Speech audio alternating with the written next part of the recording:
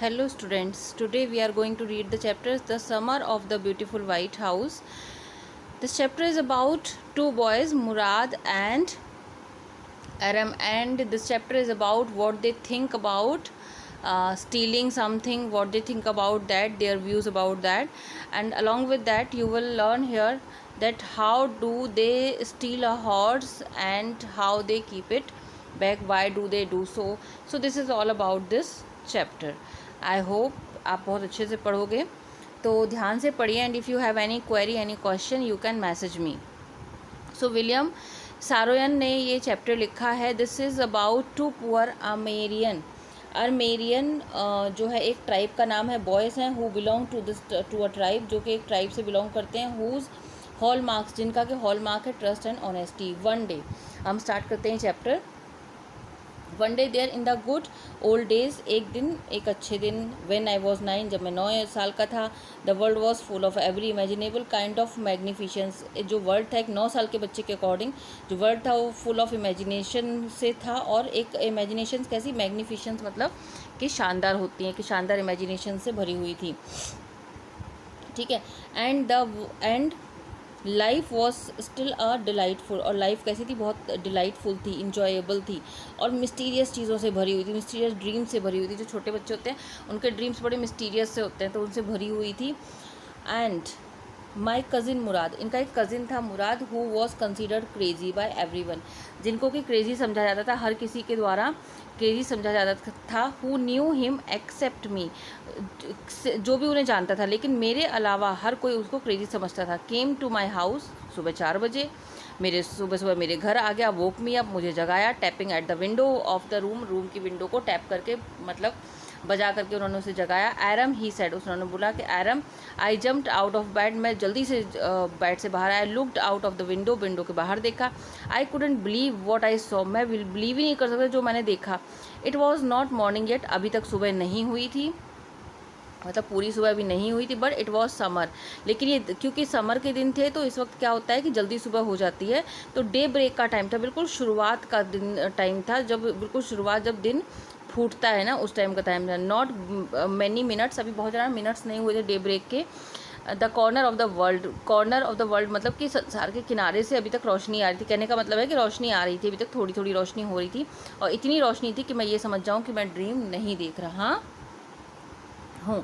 My cousin Mourad was sitting on a beautiful white horse, मेरा जो cousin मुराद था वो ब्यूटीफुल से वाइट हॉर्स से बैठा हुआ था. I stuck my head out of the window, मैंने अपना सिर बाहर निकाला विंडो से. रब्ड माई आइज़, मैंने अपनी आइज़ को रब किया. एंड यस ही सेड, अर्मेरियन में उसने बोला कि यस ये हॉर्स है और तुम ड्रीम नहीं देख रहे हो. Make it quick if you want to ride, जल्दी से आ जाओ अगर तुम राइड करना चाहते हो. मैं अपने कज़िन मुराद को बहुत अच्छे से जानता था. बीइंग अलाइव मोर देन, वो I knew my cousin Murad enjoyed being alive, वो जो है अलाइव होने को बहुत इन्जॉय किया करता था.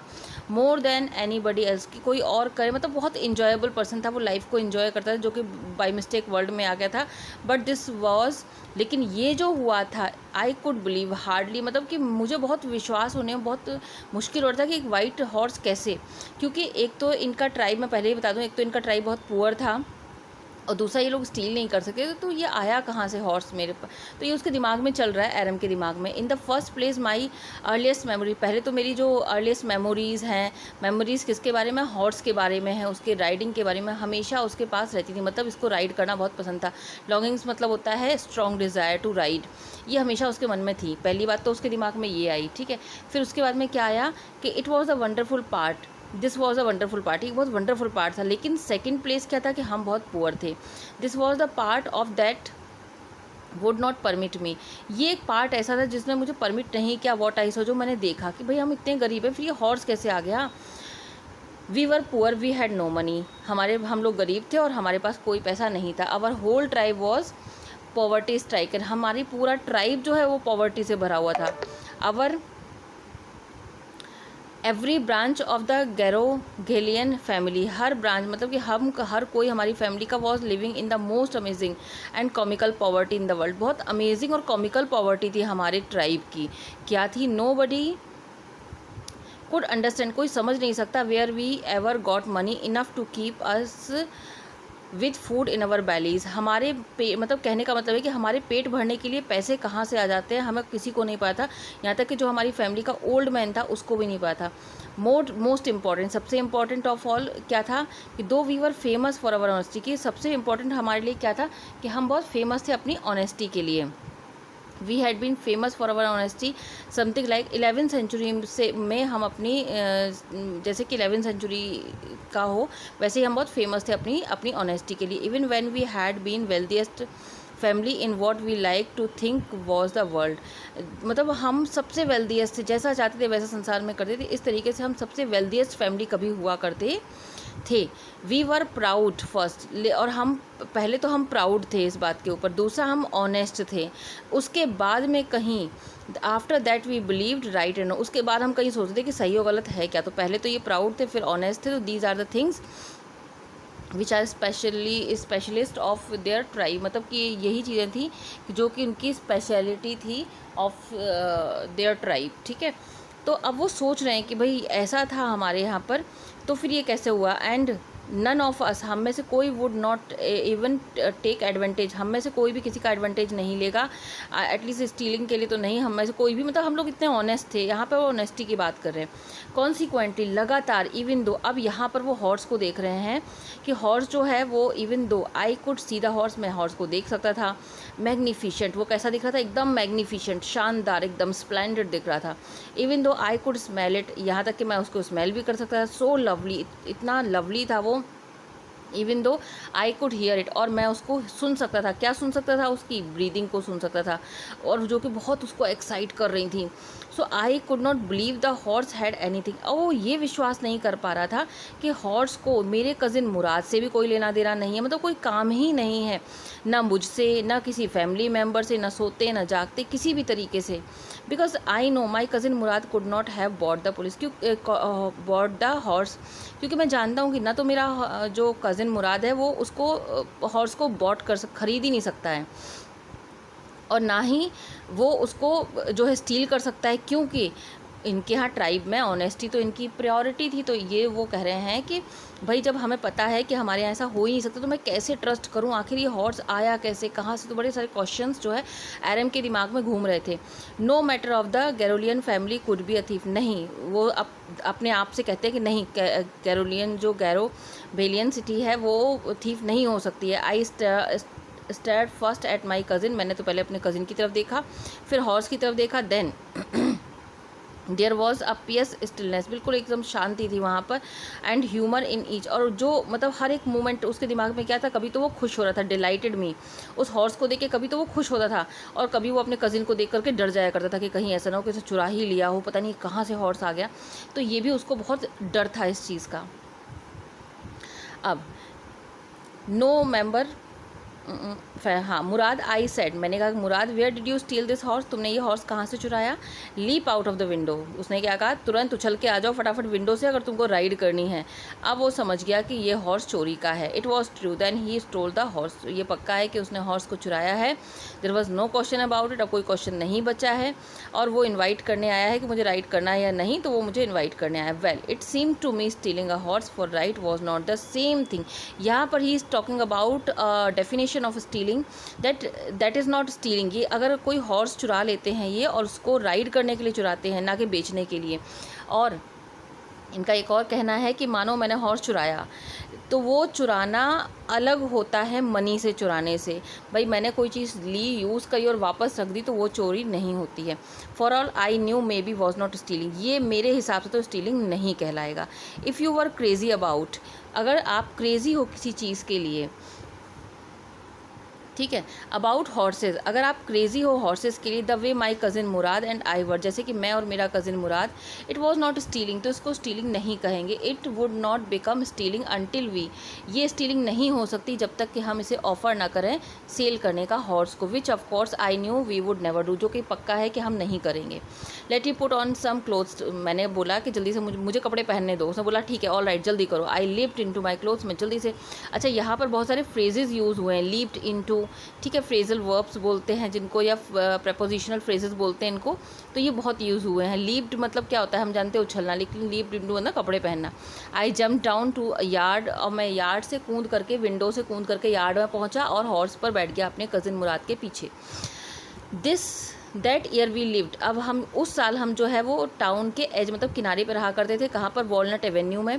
बिहाइंड अवर हाउसेज वॉज, हमारे घर के पीछे कंट्री थी। कंट्री मतलब यहाँ पर गांव का मतलब एक गांव साइड था, जहाँ पर वाइन यार्ड, ऑर्चार्ड थे, इरिगेशन डिचेस थे, मतलब जो पानी वाले जो इरिगेशन डिचेस थे, एंड कंट्री रोड्स थी। In less than 3 minutes, 3 minute से भी कम टाइम में, we were on Olive Avenue, हम ऑलिव एवेन्यू में थे। And then the horse began to trot, और तभी हॉर्स जो है वो ट्रॉट करना शुरू हो गया। The air was new, air बहुत अच्छी थी ब्रीथ करने के लिए, और जो हॉर्स पर बैठना था, उसका रनिंग था, वो बहुत वंडरफुल था। My cousin Mourad who was considered one of the crazy member, तो जो वो कह रहे हैं, अब वो यहाँ पर मुराद का नेचर बता रहे हैं कि मुराद को क्रेजीएस्ट मेंबर के रूप में जाना जाता है। बिगेन टू सिंग, वो गाने गाने लग गया। अब वो गाना क्या गाने लग गया? इट मीन्स दैट वो क्या करने लग गया? रोर करने लग गया। Every family has a crazy streak, हर कोई फैमिली के, हर किसी फैमिली में कोई ना कोई क्रेजी स्ट्रीक होता ही है, कोई ना कोई क्रेजी ऐसी लाइन चलती ही है। स्ट्रीक मतलब होता है कोई लाइन चलना, कोई ना कोई ऐसी चलती ही है। इन इट समवेयर, कहीं ना कहीं। My cousin Mourad was considered the natural descendant, मेरा जो मुराद कज़िन था उसको जाना जाता था नेचुरल, इसका उत्तराधिकारी, नेचुरल उत्तराधिकारी जाना जाता था इस पागलपन की लाइन का, इन द ट्राइब। इनसे पहले जो है हमारे अंकल थे खुसरोव, वो इनॉर्मस मैन थे, एक बहुत बड़ा भयाव मतलब बहुत बड़ा आदमी है, ठीक है, एक पावरफुल हेड के साथ में, जिनके ब्लैक हेयर थे एंड लार्जेस्ट, बड़ी बड़ी मूछें थी। इन सेंट जैक्विन वैलीज जैसी। अ मैन सो फ्यूरियस, और वो कैसे थे? बहुत ज़्यादा गुस्सैल थे। इन टेम्पर, अच्छा ये कैरेक्टर याद रखना खुसरोव, क्योंकि लास्ट तक चलेगा, लास्ट में भी जो है यही आपकी स्टोरी को एंड करेंगे, ठीक है। एक बहुत गुस्से वाले आदमी थे, बहुत इरिटेबल थे, बहुत इम्पेशेंट थे, और वो किसी को भी रोक दिया करते थे। टॉकिंग बाय रोरिंग, बात करते हुए दहाड़ करके रोक दिया करते थे। इट इज़ नो हार्म, और कहते थे कोई हार्म नहीं है। पे नो अटेंशन टू इट, कोई अटेंशन ध्यान देने की ज़रूरत नहीं है। दिस वॉज ऑल, यही था। No matter what nobody happen to be talking, कोई मैटर नहीं है कि क्या बात कर रहा है, कितनी इंपॉर्टेंट बात कर रहा है। इसका एक एग्जाम्पल दिया इन्होंने कि इनका एक बेटा था एरिक नाम का, वो दौड़ते हुए आया 8 ब्लॉक से टू द बार्बर शॉप, जहाँ पर ये बार्बर शॉप पर आया, जहाँ पर his father was having moustaches trimming, अपनी मूछों को ट्रिमिंग करवा रहे थे। ये बताने के लिए वहाँ पर आया कि उनके घर में हाउस वॉज ऑन फायर, मतलब कि उनके घर में आग लग गई है। This man Khusro set up in the chair, Khusro जो है वो चेयर पर बैठा और ज़ोर से चिल्लाया कि इट इज़ नो हार्म, कोई हार्म नहीं है इसमें। पे नो अटेंशन टू इट, तो बार्बर ने कहा भाई आपका बेटा कह रहा है, लड़का कह रहा है कि आपके घर में आग लग गई है। तो खुसरोव ने फिर रोर किया, ज़ोर से दहाड़ा कि enough, it is no harm I say, मैंने कहा ना कोई हार्म नहीं है इसमें, कोई प्रॉब्लम नहीं है, लग जाने दो आग मेरे घर में, ठीक है। सो माई कज़िन मुराद वॉज कंसीडर्ड, अब यहाँ पर वो मुराद के बारे में एक और बात बता रहे हैं कि मेरा कज़िन मुराद जो है वो इसका नेचुरल डिसेंडेंट था, उत्तराधिकारी था ऑफ दिस मैन, इस आदमी का, ठीक है। ऑल्दो मुराद्स फादर, लेकिन ये उनका फादर नहीं था, मतलब फादर का था जुराब, कोई और आदमी था, लेकिन नेचर में ये अपने अंकल पे खुसरो पे पड़ा हुआ था। तो हु वॉज प्रैक्टिकल, ये प्रैक्टिकुलर थे, नथिंग एल्स, और कुछ भी नहीं।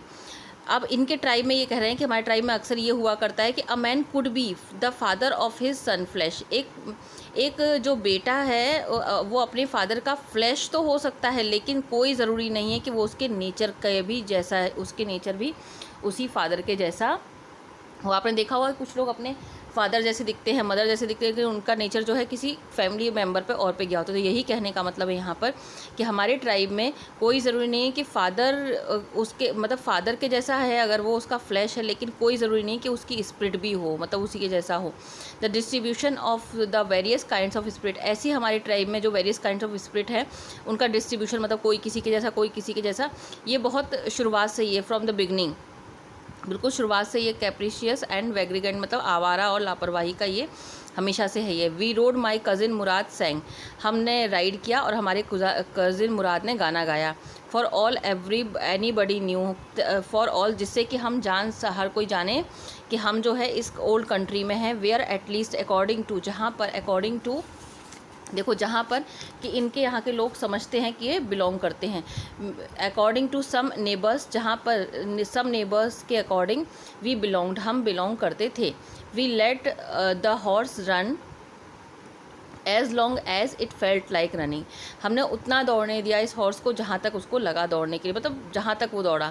Eight last my cousin Murad said, last में मुराद ने कहा get down I want to ride alone, अब मुझे अकेले राइड करनी है। विल यू राइड में, तो इसने बोला कि तुम मुझे राइड करने दोगे अकेले। तो इसने बोला, क्या नाम है, कज़िन मुराद ने बोला this is up to horse, ये हॉर्स पे डिपेंड करता है। भाई सही बात है, राइडिंग करना हॉर्स पे डिपेंड करता है कि वो आपको बैठने देगा अपने ऊपर कि नहीं देगा। तो इसने बोला, एरम ने बोला ठीक है वो मुझे करने देगा। तो उसने बोला ठीक है चलो देखते हैं। एरम ने कहा, ही सेड कि चलो फिर देखते हैं, डोंट फॉरगेट कि ये मत भूलना कि मुझे एक तरीका पता है। तो उसने बोला ठीक है मुझको भी एक तरीका पता है, for the sake of your, मैं तुम्हारी सेफ्टी के लिए ही कह रहा हूँ, लेट अस होप सो। ठीक है गेट डाउन, ठीक है तुम नीचे उतर जाओ, मैं तुम्हारी सेफ्टी के लिए ये बात कह रहा हूँ। ठीक है, उसने कहा ऑल राइट ठीक है। और उसने बोला कि ये चीज़ याद रखना कि तुम भी मुझे राइड करने दोगे अकेले। आई गॉट डाउन, मैं नीचे उतर गया। My cousin Mourad kicked his heel into the horse, और उसने चिल्ला करके कहा वज़ीर, और कहते हुए ज़ोर से किक मारा हॉर्स के ऊपर, और हॉर्स जो है एकदम स्नोर करते हुए एकदम स्पीड उसने पकड़ ली। That was the loveliest thing, ये बड़ी अच्छी लगी इनको। तो कह रहे हैं कि that was the loveliest thing I had ever seen, मैंने देखी हो ये इतनी इतनी अच्छी चीज़ थी।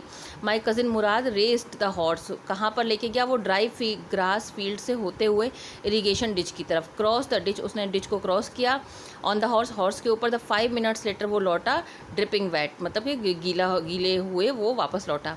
The sun was coming up, sun ऊपर आ रहा था। Now it was my turn to ride, अब ये मेरा टर्न था राइड करने का। My cousin Mourad got off the horse, वो नीचे उतर गया। उसने कहा राइड करो। ये फट से कूद के हॉर्स के ऊपर चढ़ गए, और 1 मिनट के लिए डर से भर गए पूरे, एकदम मतलब कल्पना से भर गए डर की। क्या डर गए कि the horse did not move, कि हॉर्स तो हिला भी नहीं। अब इन्हें तो राइड करना आता ही नहीं था।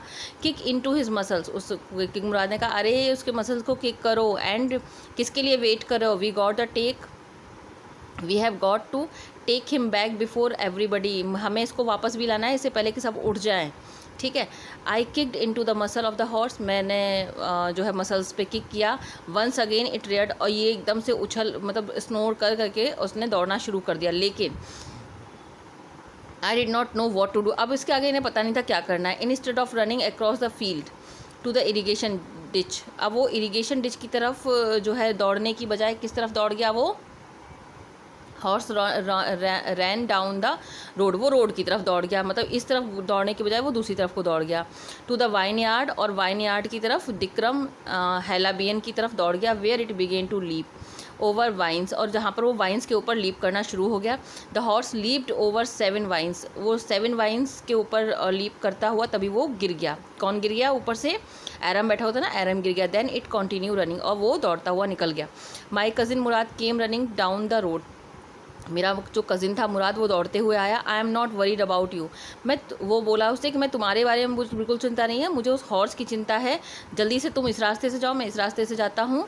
इफ़ यू कम, और अगर तुम उसे पकड़ लो, उसके पास पहुँचो, तो तुम जो है उसको अच्छे से पकड़ना, उसको ऐसा नहीं, मतलब उसके लिए थोड़ा सा काइंड रहना, काइंडली उसको ट्रीट करना। आई विल बी नियर, और मैं वहीं पास में ही होऊंगा। आई कॉन्टिन्यू डाउन द रोड, मैं कंटिन्यू किया डाउन की तरफ, रोड की तरफ, और मुराद जो है वो फील्ड की तरफ निकल गया, टुवर्ड्स द इरीगेशन डिच की तरफ वो निकल गया, मतलब दोनों अलग अलग रास्ते पे निकल गए। आधा घंटा लगा उसको फाइंड करने में हॉर्स को, एंड ब्रिंग हिम बैक, उसे वापस लाने में। ऑल राइट ही सेड, उसने बोला ठीक है। Jump on the whole world is awake now, उसने बोला कि चलो ठीक है, अब ऐसा है कि अब पूरा जो सब लोग जाग चुके हैं। What will do, I said, मैं अब क्या, मतलब अब क्या करेंगे हम, अब तो सब जाग गए हैं, ये बोला उसने। So well he said we will either take him back, या तो हम इसे वापस कर देंगे, या फिर हम हाइड हिम, या फिर हम इसे कल तक की सुबह के लिए कहीं पर छुपा देंगे। सो ये मैंने बेटा फर्स्ट पार्ट पढ़ाया है आपको। आई होप इतना क्लियरली समझ में आया होगा। Each and every line I try to tell you properly. So इसका सेकेंड पार्ट मैं बहुत जल्दी अपलोड कर दूँगी, तो आप उसके बाद में इसको पढ़ सकते हैं। तो thank you so much for watching my video, and be at home, stay at home, and stay safe. ठीक है। सो आप पढ़ते रहिए and enjoy yourself. Thank you so much everyone.